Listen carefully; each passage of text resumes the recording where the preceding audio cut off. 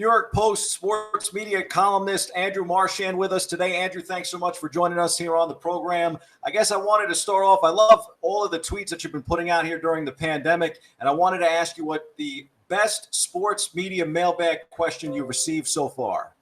The most popular one is, when's Craig Carton going to return to WFAN?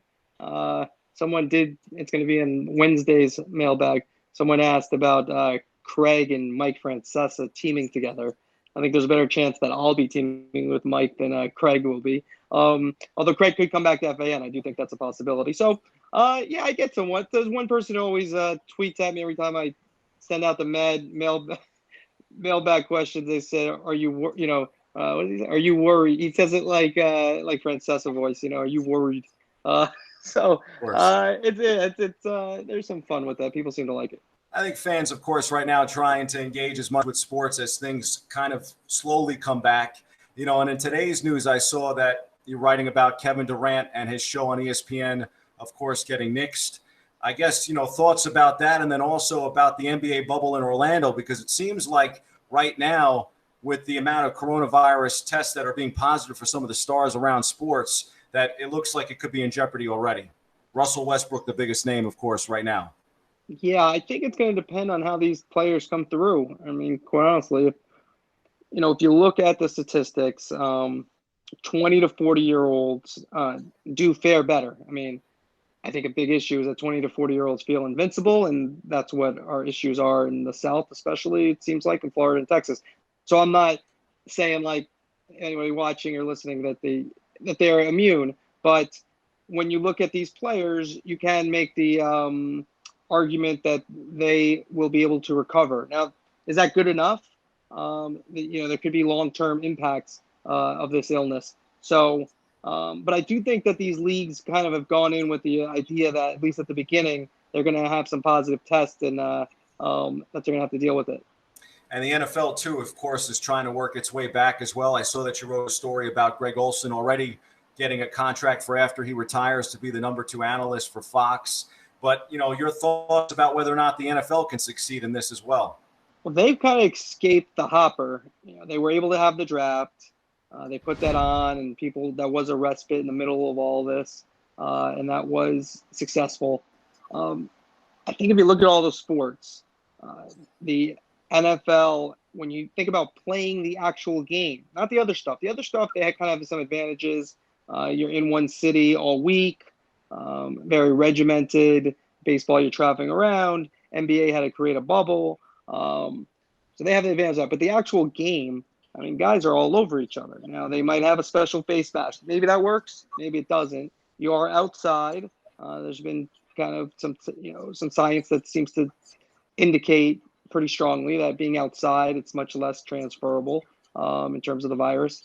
But now they're in where we're getting close to training camp, and we're going to find out NFL, and then college, I think, is an even bigger question. I think the NFL has a much better chance of playing than college. Now, the big college, SEC, the importance of that league to the South and those towns, could they play? I think there's a good chance, but it's not. Nothing's definite, of course. But the NFL and college, but especially college, I think definitely in jeopardy.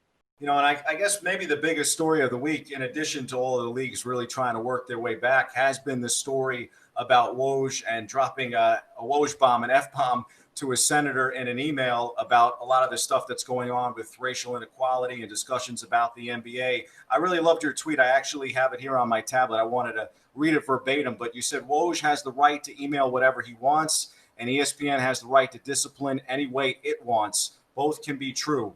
I was hoping you can elaborate a little bit more about the story. Yeah, Woj, I think, internally has shown contrition, real contrition. So he knows he made a mistake. So look, in this country, you do have the freedom to do what you want. Now, people love to say it's freedom of speech this, freedom of speech that, especially like on Twitter, that, if you work someplace, you should be able to say whatever you want about politics. I don't know, if you're Disney and you're paying me a lot of money, and then you say, look, you're a sports reporter, I don't want you dealing in politics. You have two choices. You either cannot take the money and then tweet all you want, or if you take the money, you have to go by their rules. So ESPN has a set of rules, and I mean, it's just there's a decorum that Woj broke that was dumb. you just, regardless if he thought the senator had not good intentions and was just trying to rile things up and score some political points instead of really trying to help China. That's not how you respond. You could delete the email. You could say, I don't think your intentions are good. You don't say, F you. That's just not appropriate, not right, especially if you're a on-air big-time personality. You're going to get hit for that. And look, the senator could have handled it a different way. He could have tried to reach out to Woj and could we have could we have a discussion? Instead, he went public. I mean, so I don't know. I think that's kind of like part of the worst of us in terms of the whole situation. And instead of like reaching our hands out, instead of it's like, gotcha. That's what would be my take on that. I think you made a great comment too about the fact that, of course, he's being retained by ESPN, but if he's not retained by ESPN with his 4 million followers, he'd be doing pretty well just by breaking off and kind of doing his own thing. Yeah, I mean, that's what's changed. People who are young people getting into the business. Yeah, I mean, there has been a definite constriction in jobs and legacy media. It's getting smaller. I don't think it's most likely not going to go the other direction, at least anytime soon. Like when I got the Met beat at the Post, it was Dave Waldstein left for the Newark Star Ledger. TJ Quinn was at the Bergen Record. He turned down the job, so they went to me. And they offered me the job. So it wasn't like, we need to put. I mean, yes, obviously it was a compliment at 25, but I was the second choice. But now you can. So I guess there was someone like Woj who's established and has a following that you mentioned, at least on Twitter for 4 million people. I do think there are ways to go direct to consumer where you don't need ESPN, and when you're an individual, which could be very, very lucrative. And so now, would he have the impact that he does now and the fame? Probably not, but there are also some things. I don't think he's looking to leave, though. I think his contract will be up, but I think he'll remain at ESPN. I don't think that's really something that's going to happen. I don't think this is going to fracture the relationship. I'd be very surprised. Has it been a challenge to be critical of so many colleagues that and to write about some of these topics? I try not to be mean. Like I can be harsh and hard, but I try not to be mean or personal. And the other thing is I try to reach out to people. So I don't try to surprise anybody. I try to be fair. Sometimes you're going to disagree.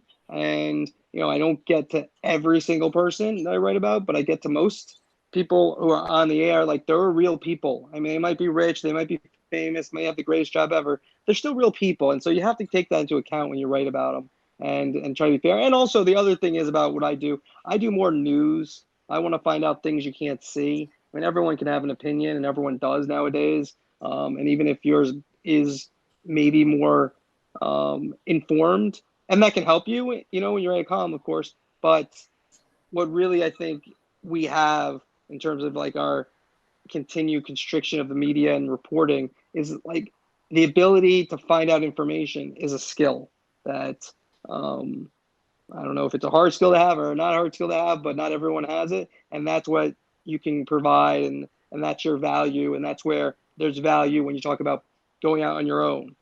Well, before we let you go, we're going to put you back in the press box on the beat, especially since these days are a little tough to get in the press box, and get your thoughts on which team in Major League Baseball, if you think the Yankees and Mets have a serious shot at going to the World Series. Who would be your favorite to win it all this year? Yeah, I think the Yankees. I like the Yankees this year.